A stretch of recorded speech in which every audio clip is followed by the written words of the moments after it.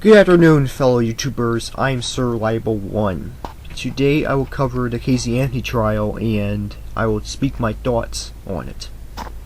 As many of you know, Caylee Anthony is a woman who was charged with killing her daughter, Caylee Anthony, back in 2008. Anyway, here's how the story behind all this goes. It's been said that Caylee was leaving her family's home on June 16th, 2008 along with her daughter, which was Caylee. And that was the last day Caylee was seen alive. And they didn't return for a month. She claimed she was busy with work in Tampa Bay and hired a nanny by the name of Zenaida Fernandez Gonzalez to watch Caylee. But the nanny said she never met Caylee, or anyone else of her family.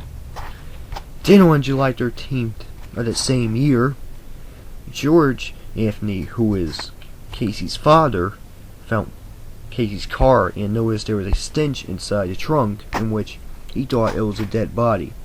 But he found nothing in there.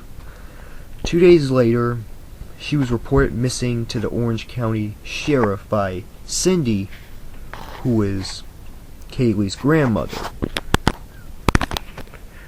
The day after Caylee was reported missing, Caylee got arrested for lying, child neglect, and obstruction.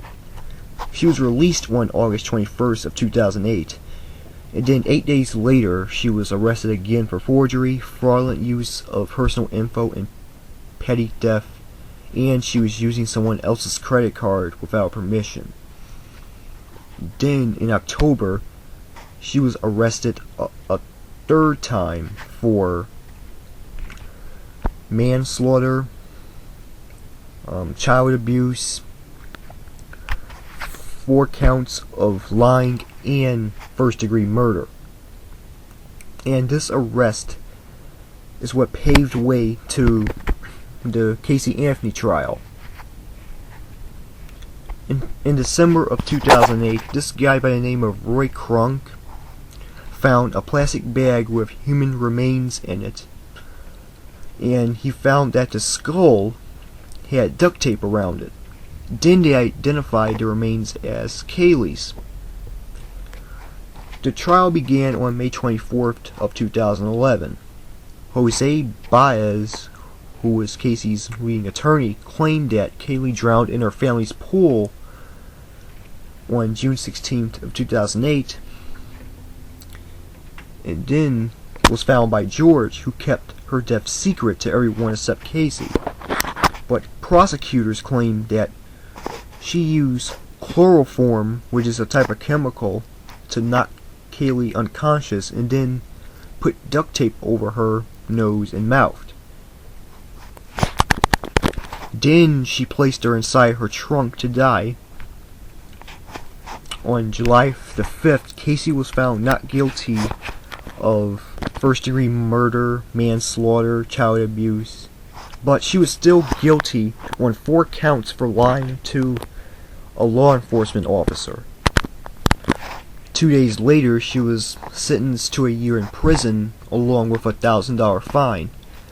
Due to serving her time and having good behavior, she was set to be released on July the 17th.